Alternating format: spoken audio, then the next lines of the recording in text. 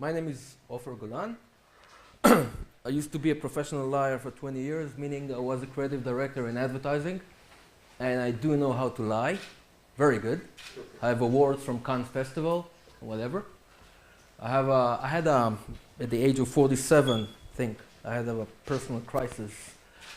I got tired of lying and couldn't do that anymore. Not for my clients, and once you're a partner in an advertising agency and you don't like your clients and you show them that, that's the time to quit. I'm going to talk to you about authenticity. It's a very shifty thing, very frightening thing. I lift all my fears of being an authentic keynote speaker here, most of them, because authenticity is very risky, very, we know that. We all know that. And there's one thing about authenticity I've learned in my 20 years as creative director and in my 5 years as a product and brand strategy working with startups, is that I'm here, you're sitting there, you're all marketeers, right? No, you're people. You're authentic. But there's a strange phenomena when people turn to become their profession marketeers, they forget about the fact that you're a consumer. We are all consumers. Please raise your hand. Who believes in advertising? Yeah? Yeah, you trust them? They tell the truth? No, I know. I've been one of them. Nobody believes in marketing as a consumer. We know they are fooling us, they are deceiving us. They tell lies, pretty lies. I used to be a very good liar, I told you. They used to come to me and say, we have a pretty shitty product, but you're a creative guy, so you make it pretty, you make it tempting, you make it desirable, right? So the consumers will love it, like it, buy it, and then get disappointed. We all get disappointed, don't we? You know why? There's a phenomenon in marketing, used to be. It becomes lesser over time that they are the bad guys, corporates, whatever. They overpromise, right? They overpromise and they under-deliver, right? They always under-deliver. There's a gap. There's a gap between promising and delivering. In the last 5 years, I see a new phenomena where brands are under-promising, and over-delivering, which gives them the credit of being authentic. So, is there a value to authenticity marketing? And this is the logo I chose. This is no bullshit. Right? I used to be that. No bullshit. Because authenticity doesn't tolerate bullshit. But that's not a good title. This is a better title. It is 2017, be authentic or be ignored. Why? Because we are, as consumers, we're all consumers. We can't stand that. We know we're being lied to, fooled to, whatever. And we all have this inner censor as people, as human beings. It's a bullshit detector. We can say, does this feels right or that this feels wrong? So, this is me, Pinocchio. 5 years ago, I turned to the light side of the force and became a Google product and brand strategy. Well, going to Google is not exactly going to the light side of the force, but it was for me because I've been to the dark side. And the reason I like working with startups is I have closed the gap between my identity as Ofer. I'm an underdog. Used to be always. I wasn't the best, the most popular guy in class. Girls didn't want to date me. Underdog. I like underdogs. And when 20 years in advertising, I used to work with big corporates. They're not underdogs. Startups are underdogs. They don't have a chance in hell to succeed. 98% of them fail. And that's where I find myself helping them. So what is authenticity? We all know what is authenticity. We are all authentic to some degree. This is Mr. Kurt Cobain. Authenticity is being genuine and original. Found a couple of explanations. This is a Mr. Jack Nicholson. Authenticity is something of undeniable origin. You know this actor, right? This actor has no gap between what he poses outside to his true inner identity as a psycho, right? Jack Nicholson is Jack Nicholson. Whatever part he takes is Jack Nicholson. Authenticity is the real thing, right? This is another authentic guy. Just have been chosen to be president of the United States. He's authentic. He's psycho. But that's authenticity, in my opinion. Have the courage to pose what's inside. This is what authenticity is for me. Inside out. You play your inside, you play it outside. There's no gap between what's inside and what's outside. There's a thing called politically correctness, right? Political correctness. This guy doesn't believe in that. And I guess he was chosen, was elected because we as people, doesn't matter if you're American or not, we got tired of that PC. So, living your inside out. This is Hebrew. Authentic Israeli personality has a thing called chutzpah. Chutzpah is a Yiddish word. It's not balls, it's not courage. It's being very bold, but be very intelligent with it. So I'm going to read this, because you can't read Hebrew, can't you? In order for an action to become authentic, it has to be outstanding and exceptional. If I were to write this slide in English and tell you I've done that because I felt it's the right thing, authentic thing for me to do, you wouldn't believe me. But because I've written it in Hebrew, you might accept it as an explanation or expression of my own true authentic, being very straightforward, chutzpah, balls, courageous, even a little stupid. Okay? Authenticity is not all glamour. I can be a little stupid. This is the guy who wrote this, Charles Margaret Taylor, wrote a book about authenticity. So authenticity can't exist without inauthenticity. We can't tell the difference between them. We have to say fake and then to decide what's authentic. You know those guys, right? I didn't have sex with that woman, right? Yeah. Okay. So smiling is fake. Say cheese, right? Say cheese. It's inauthentic. So authenticity in marketing sounds like a joke. Why? It's a contradiction in terms. We're marketeers. We have an interest to sell. So how can it be authentic? Well, we can. Let's start with a joke. A little disclaimer, it's a very rude joke. But that's me. People who don't like it can leave the room. Okay? The joke is like this. It's a joke that's going to demonstrate what's an authentic message for me. By the way, everything I say, it's my opinion. You can disagree, which is okay. There were two guys who got caught smoking weed, whatever. And they went to the judge. And the judge told them, I had a good morning today. I'll let you go on one condition. Go out to the street and convince people that smoking drugs is bad for them. Which is, okay, fine. That's the message. One guy went out and came back after a week, and he brought 5,000 signatures, which is nice. He persuaded 5,000 people that drugs were bad for them. Judge asked him, well, how did you do that? Guy told him, I drew them two circles. Told him, see, this is a circle. This is a metaphor for your brain. And this is your brain before you smoke drugs, and this is what happens to your brain afterwards. Nobody's smiling in the room. Why?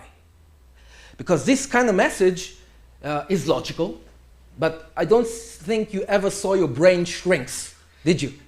You never felt it. It sounds logical. Yeah, the brain shrinks. There's something not real to that. This is most of marketing messages today.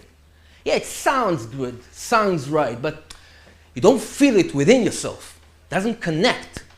The other guy came back after 2 weeks. He persuaded 15,000 people. And the judge asked him, well, how did you do that? And so he told the judge, Well, actually, I copied from my friend, but I switched the circles. Now you begin laughing. I told people, this is your asshole before prison. Now, it's the same message. It's the same message. It's the same marketing message, but you laugh. And it's not because I told a good joke. You laugh because authenticity is a gut feeling that we have when something feels right and real. Right and real. And marketing, most marketing doesn't back that up. Because it feels right, sounds right, it's not real. We know we are being fooled. Still we do that because we as people, I'm sorry to say that, in my experience, as a herd, we're pretty dumb. Individually, yeah, we're smart, intelligent, have our own way of making decisions, everything's right. As a herd, as mass, we're pretty stupid, which is, okay, that's it. Okay, most brands today have the split personality syndrome. Dr. Jekyll and Mr. Hyde. What do I mean?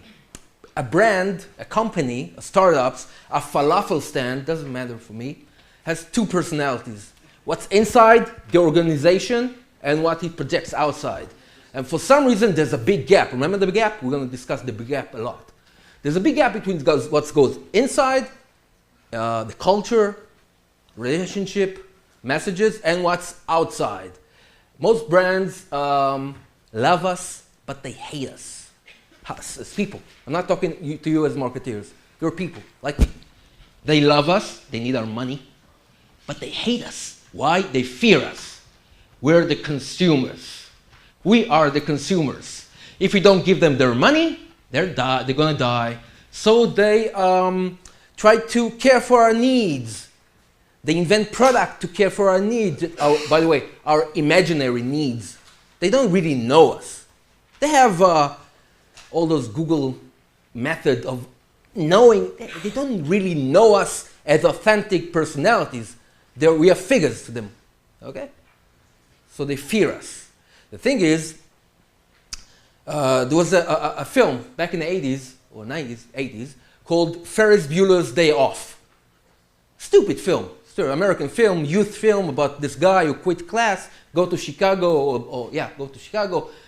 to look at museum, to whatever. He's the king of the class. Most acceptable guy, not me. And he has this saying there that says, you cannot respect someone who kisses your ass, right? We don't like that. When those brands, all brands, most of them, they kiss our asses. Yeah, they have lovely advertising, lovely marketing. Everything they do they do for us. No, they don't. They don't. They fear us. But they want to present themselves as very nice, hospitable, that won't make us angry at them. Still, they make us angry because they don't deliver on their promises. So there's the gap between what's inside, all of us, as authentic personalities, and what we present outside. And in order to close that gap, you have to be identical. Most of us don't do that. We do little things. For instance, I have this tattoo. Yeah, it's an expression of my inner personality. It's a boat. Why? My dad was a sailor. My grandfather was a sailor. But still, we don't actually express our authenticity outside all the time. The ones who do that, well, we consider them exceptional, nuts, Donald Trump, whatever. We watch them. We watch them with envy, and we don't like them. We don't like them because they do something we wish we could do, but we don't. This is the gap. Remember the gap? This is one gap. Yeah, Kim Kardashian. Yeah, the perfect image. And there's this. I found it on a glass window. Reflection in this mirror may distort by socially constructed ideas of beauty.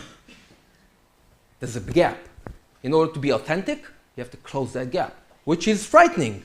Which is frightening because people might consider you imperfect. But that's authenticity. That's authenticity. So this is what they do. The playback syndrome. Do you know Milli Vanilli? Yeah. So you're my age.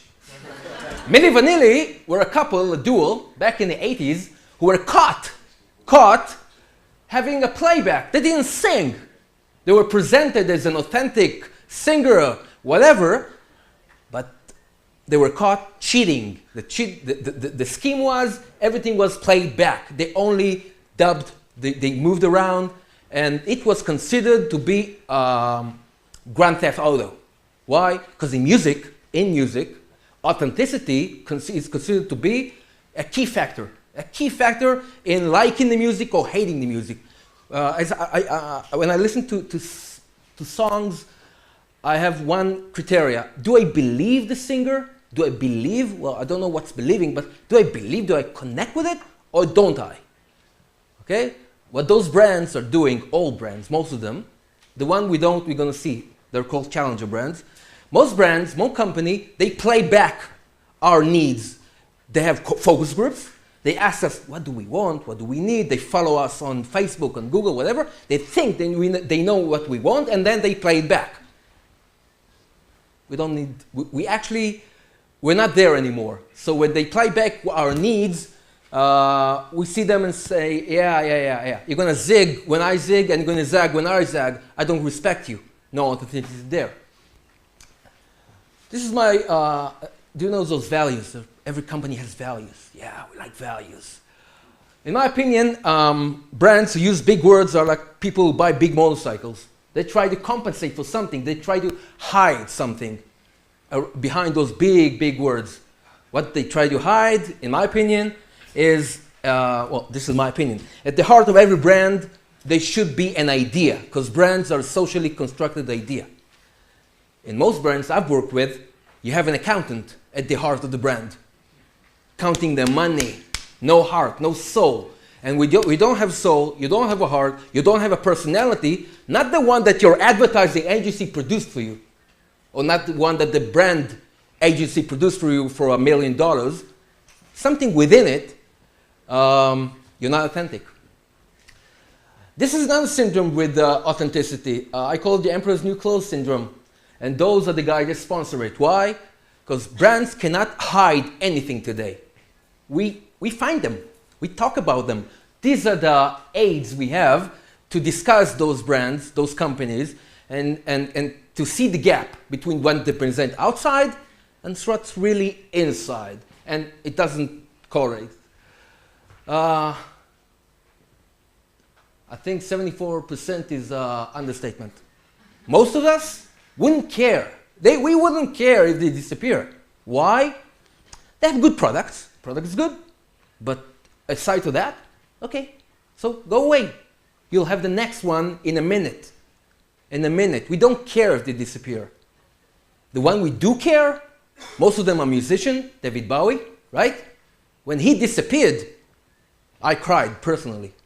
I didn't know him, never met him. For some reason, I've cried authentic. There was something within that guy that was authentic. Okay, but this is an opportunity. If all the situation today is this bullshit amplifier, and we know everything is not true. So that's an opportunity for brands who want to use authenticity as a marketing tool. They're called challenger brands. I like them. They're underdogs. You know them. One of them is Apple, IKEA. I'll show you a couple of examples. Most startups are challenger brands. Why? They have to challenge the status quo in order to succeed. They have to close the gap between what resources they have and their vision. And they don't have the money. They don't have money to close that gap like big corporates. So they have one thing that can help them: authenticity, idea, authentic idea, which what we saw should be exceptional. If it's not exceptional, you need money. That's the formula.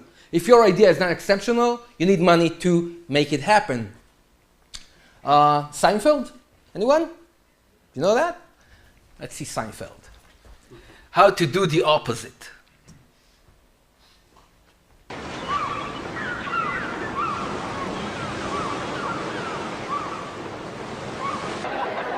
Speaking of having it all, where were you? Advertising. To Yeah. the beach. Again, go away. It's not working, Jerry. It's just not working. What is it that isn't working? Why did it all turn out like this for me? I had so much promise.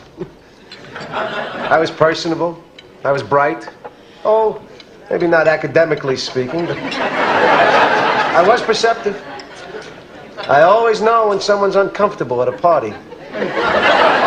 Got napkin over there? It all became very clear to me sitting out there today that every decision I've ever made in my entire life has been wrong. My life is the complete opposite of everything I want it to be. Every instinct I have in every aspect of life, be it something to wear, something to eat, it's all been wrong. Everyone. Tuna on toast, coleslaw, cup of coffee. Yeah.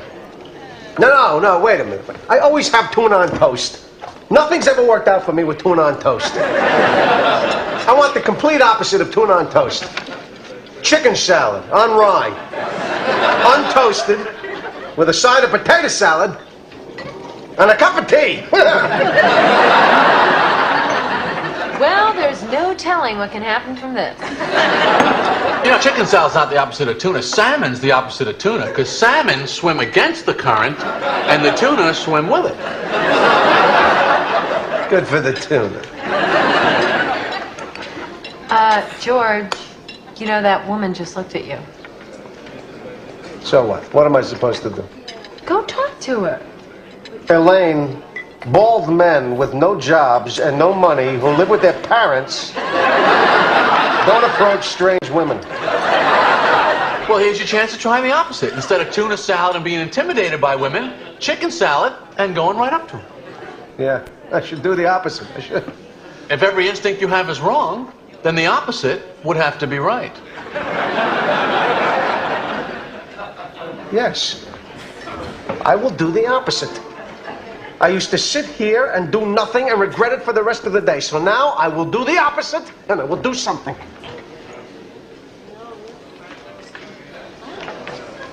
Authenticity now. Tell the truth. Excuse me, I couldn't help but notice that you were looking in my direction. Oh, yes, I was. You just ordered the same exact lunch as me. My name is George. I'm unemployed and I live with my parents.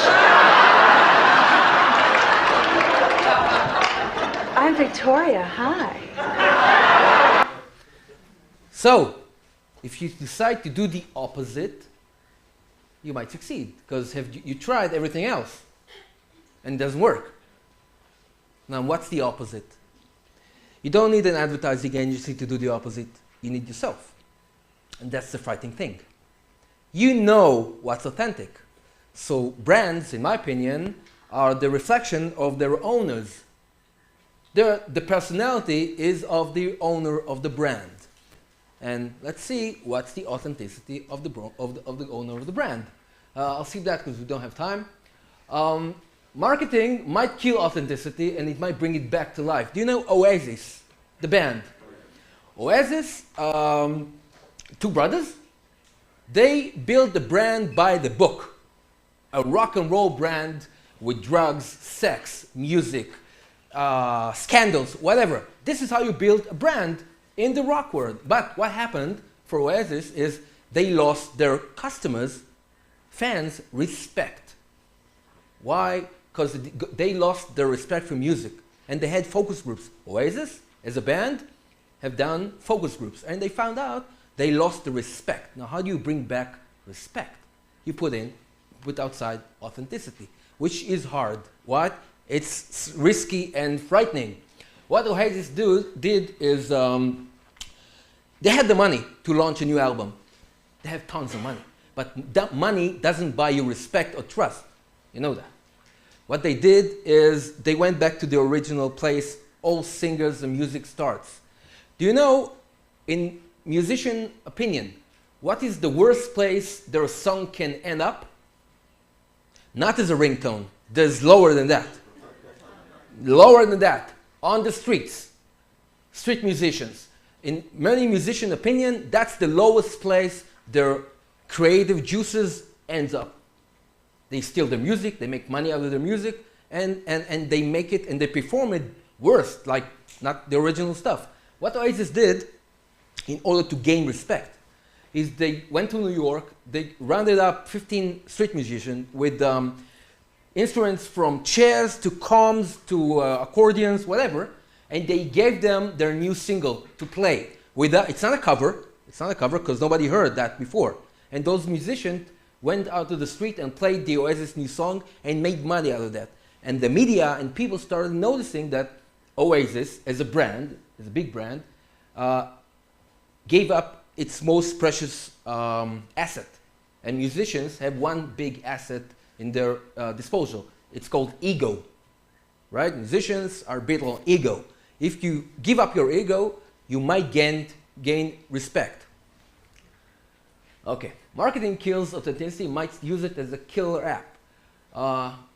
This is not an advertising. In my opinion, this is a manifest. And in my workshop today, we're going to work with this manifest. Molson Canadian is a beer company from Canada. Now, the brief on the table was they wanted to go in and be sold in America. Now, the thing about American and Canadians, they hate each other. Americans despise Canadian. Canadian think they're too good for Americans. Now, how do you sell American beer, Canadian beer in America? Because Americans have beer. They have Budweiser, they have Miller, they have plenty of beers. So why buy Canadian? The only chance that company had was to tell the truth about Canadians. And this is a good drill. Look what this guy does, which is authentic because he tells the truth. Hey, I'm not a lumberjack or a fur trader, and I don't live in an igloo or eat blubber or own a dog sled. And I don't know Jimmy, Sally, or Susie from Canada, although I'm certain they're really, really nice. I have a prime minister, not a president. I speak English and French, not American, and I pronounce it about, not a boot. I can proudly sew my country's flag on my backpack. I believe in peacekeeping, not policing. Diversity, not assimilation, and that the beaver is a truly proud and noble animal. A toque is a hat, a Chesterfield is a coach, and it is pronounced Z, not Z. Canada is the second largest landmass, the first nation of hockey, and the best part of North America. My name is Joe, and I am Canadian. This is how they went to America. What do you think happened? American bought Canadian beer. Not all of them. You don't need anybody to buy your product. But the ones who did said, well, we have respect for that brand. Why? He didn't kiss our asses. He said, I'm Canadian, this is me, and the formula in this script is the one we're going to do in the workshop, is to know who you are and who you are not, what you are for and what you are against. And this is how you find your true self, which is authentic. This is a company from South Africa. It's called Kulula Airlines, an underdog brand competing with South African Airlines, which is the biggest Goliath over there. And this is how they present themselves. Why? Authenticity, remember? The CEO is an ex-comedian. He likes telling jokes. So what he does, this is how they travel in South Africa. And the thing is, everyone knows what authenticity is for themselves. If you do it for the brand, you might succeed. This is how their planes look like. A bunch of jokes around the plane. This is the only marketing they do. They use the planes as billboards to tell jokes. Now, what happens? When you see that kind of plane, this plane, okay, you got the black box, you got landing gear, you got Kulula fans, you got the Mile High Club over there, which is the look. You know what's the Mile High Club, right? Yeah, okay. You got all sorts of jokes on the planes. And what happens is like this. Some people might see that company, that brand, and say, I don't want to fly with them. Why? They're not serious, okay? Some will say, I like them. I like them. So you got authenticity. You got people who connect with you and people who hate you, which is good. Because the biggest killer of brands is indifference. And we are all indifferent to brand. Why? Remember? They try to kiss our asses. We don't trust them. So, indifference. And when you got indifference, you need money to persuade consumer. Money. Hey, I'm here. Buy me. No. If you switch that for authenticity, you get two things. You got people who like you and people who hate you. By the way, people who hate you are the best ambassadors you'll ever get, because they will know why they don't like you. And that's marketing. 1960, before Google, you got a company called Avis, number 13 in the market, 13. Number 1 was Hertz, biggest company in America for renting cars. They didn't have a chance in hell. But, to tell the truth, they went to this guy called Bill Berenbach, one of the biggest advertising creative directors, and he told them, you got one chance, tell the truth. Tell you're number 2. That's a lie, but okay. Tell people you are number 2. Do you know any company today that might say that? No. Most of them are scared. We like to be number 1. Yeah, but we as consumers, we don't trust you. We don't trust you. If you say you're number 2, that's interesting. Why are you number 2? Why do you consider yourself number 2?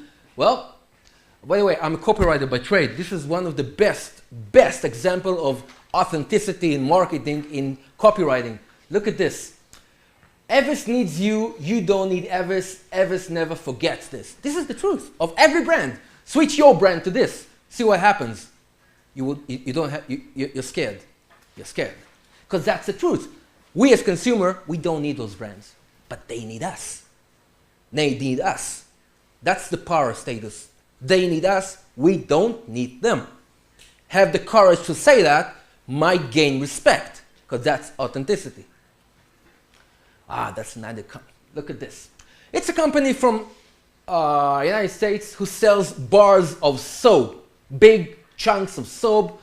He was formed by ex-SEALs, chauvinists, rednecks. I guess that's the guy who elected Trump. Okay? But that's not the issue today. The issue is authenticity. Look at how they portray themselves outside, whether you like it or not.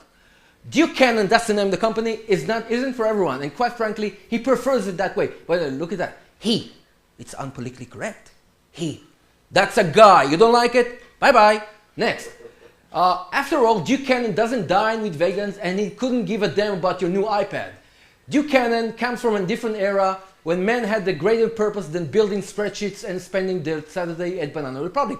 You can sense the authenticity. There's something in there. Okay, in Duke's time, men pursued meaningful endeavors. They worked with their hands. They took pride in the things they built, not the things they bought. Yeah, okay. And the mindset was simple. Men wanted to win, not find the win-win.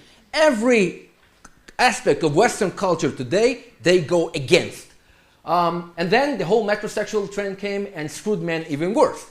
Today exists a generation of men who have spent more time in Pottery Barn stores than in a hardware store. Hell no. Needless to say, the Duke Cannon Supply Company is not a big fan of this trend. It's time to men to devolve, not to evolve. That's personality. You don't like it? Okay. But you understand the personality behind that brand. It's a clear-cut personality. And this is the mindset I wish for every brand. Tell me who you are and leave me to make the decision. Don't run after me. I don't trust you. Okay. There is no value for authenticity marketing if you're not authentic. By the way, you cannot fake that. Forget that. We as people, as consumer, we have a radar inside ourselves. What's authentic and what's not. This is an example of Camper, shoe company, shoe brand from Spain. Okay? Now, Spanish people have a thing called siesta, right? Everything is slow. Challenger brands are built upon a solid belief system. They have a point of view about the world that they project, like a lighthouse, for all to see and navigate by. But the Challenger point of view is not a passive one. The brand's belief system translates into an active cause. A cause that the Challenger brand fights for. So this is a story of a shoe.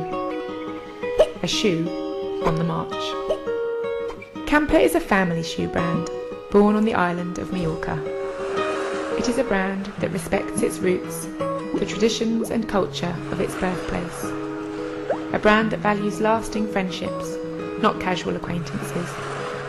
A brand that believes it is not just science, but also imagination that can change the world.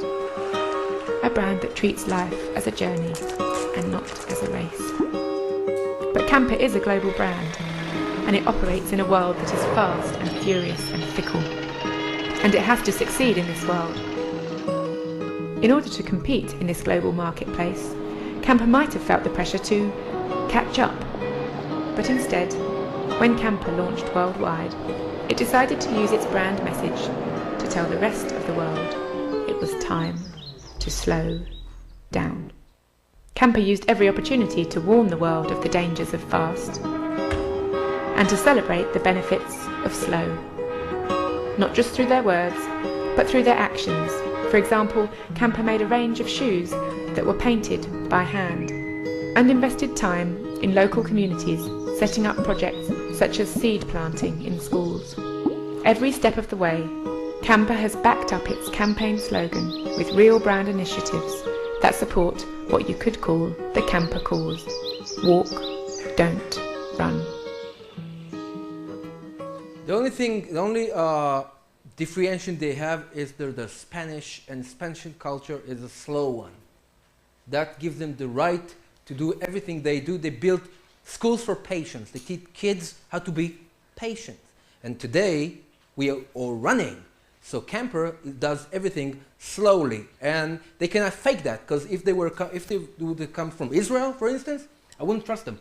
There's nothing in Israel that is slow. There's nothing slow there. In Spain, there is. So this is chutzpah. By the way, do you know this? About authenticity. What's that? Stands for what? Nobody's been to a Guns N' Roses concert? Where did it come from? What does it sign? Rock and roll. No. What?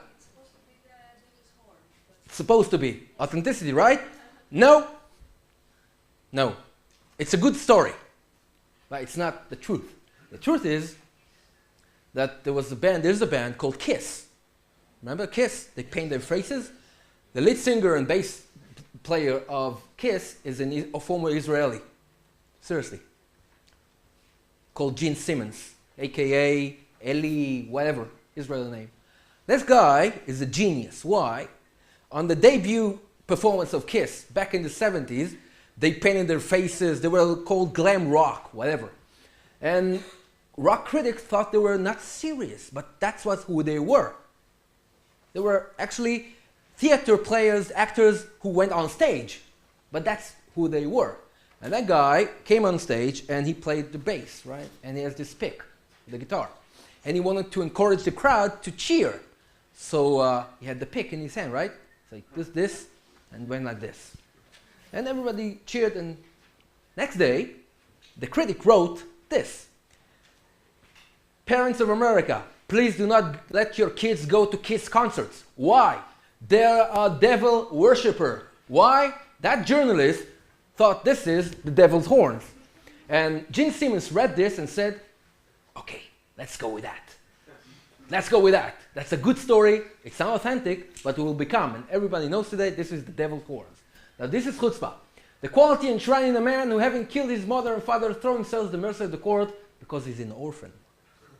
Now this is chutzpah. It's balls, but it had wits to it. Question is, let's see if you're creative and had authenticity within you.